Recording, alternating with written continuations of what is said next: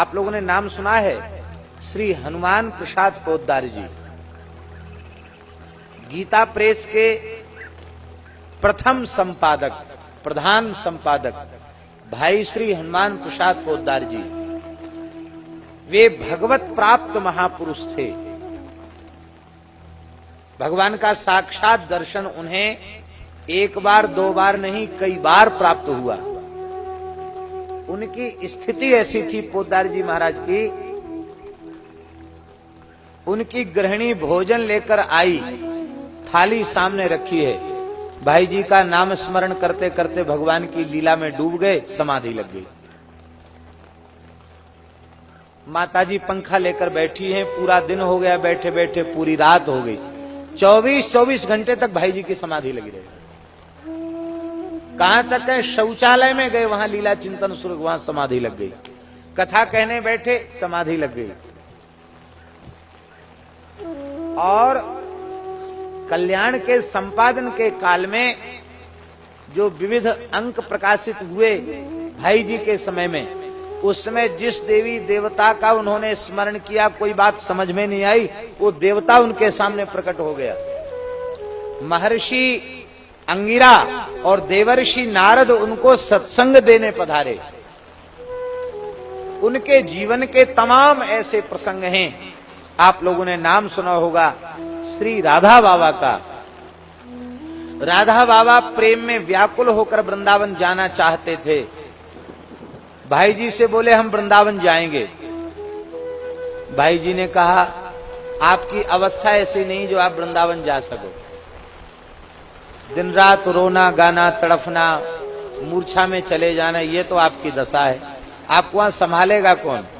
आप यहीं रहकर भजन साधन करो। बोले नहीं, आपने कई बार मने कर दिया, अब हम नहीं मानेंगे, हम जरूर जाएंगे। कहा सुनी हो गई। महात्मा भी हठी स्वभाव के होते हैं। महात्मा बोले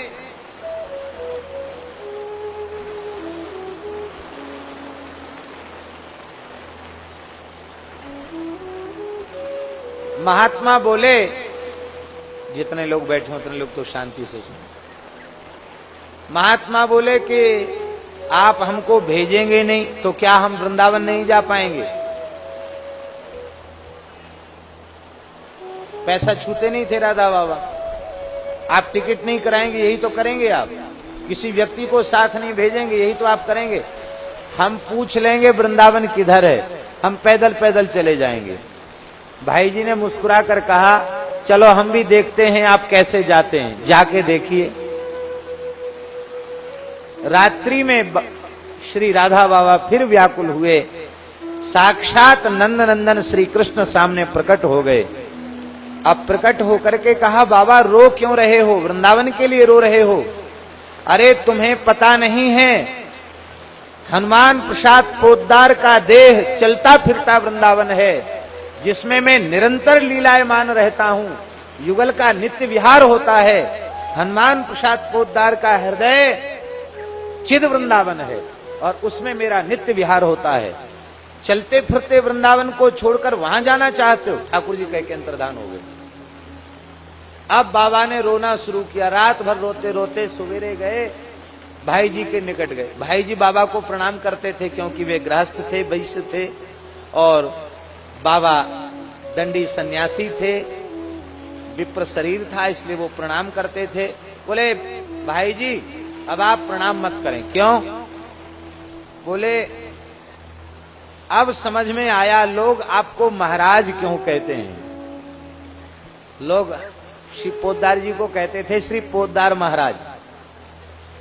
आपको लोग महाराज क्यों कहते, आज समझ में आ गया।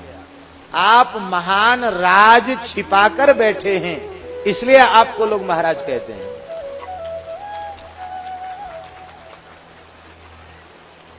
और अब मैं प्रतिज्ञा करता हूं, जब तक आप विराजमान हैं तब तक आपके चरणों को छोड़कर कहीं नहीं जाऊंगा, और जब आपका शरीर नहीं रहेगा तो जहां आपके शरीर का संस्कार किया जाएगा, अपने शरीर के अंतिम क्षण तक वहीं निवास करूंगा। ठाकुर जी की आज्ञा है। और हुआ ऐसा ही। भाई जी का जब शरीर शांत हुआ तो उनको राप्ती नदी के किनारे संस्कार नहीं किया गया, उनका संस्कार गीता वाटिका में किया गया। क्यों? सब लोगों ने विचार किया, भारतवर्ष की इतनी बड़ी विभूति श्री राधा बाबा, वो स्मशान में जाकर के झोपड़ी बना के रहे, ये ठीक नहीं है।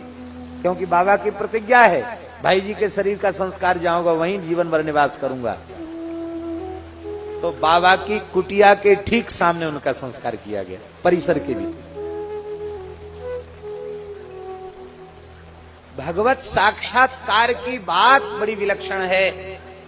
आप संतों का संग कीजिए, सद्गुरु की कृपा प्राप्त कीजिए, भक्तमाल के पावन भक्त चरित्रों का आश्रय लीजिए, उससे आपको वह दृष्टि प्राप्त हो जाएगी जो दृष्टि यह पहचानने में समर्थ होती है अमुक संत भगवत प्राप्त संत है।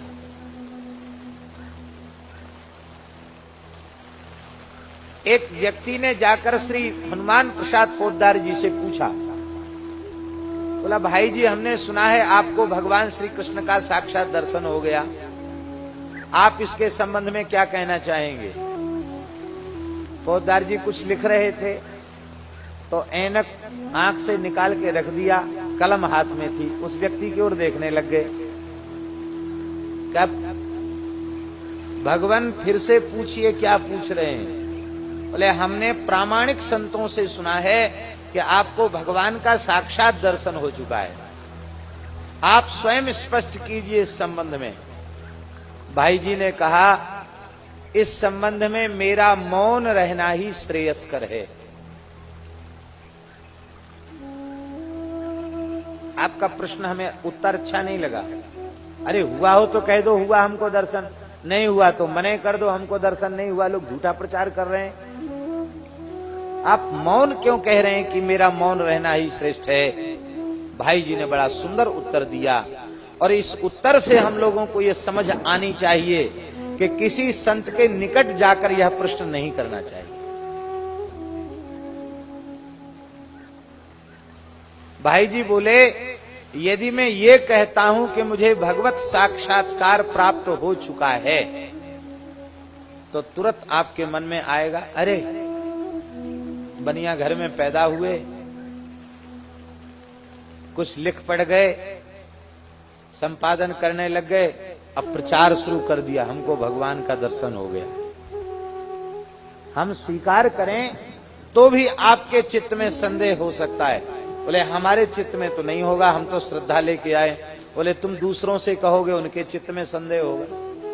होगा जरूर। झूठ बोल रहे हैं दर्शन हुआ, नहीं इनको दर्शन नहीं हुआ।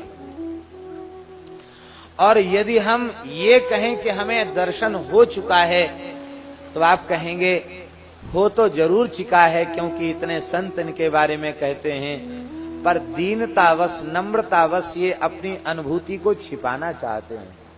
तो हम हाँ करें तो संदेह और ना करें तो संदेह, दोनों स्थितियों में संदेह की निवृत्ति तो होनी नहीं है। इसीलिए मैंने कहा कि मेरा मौन रहना ही श्रेयस्कर है, श्रेष्ठ है।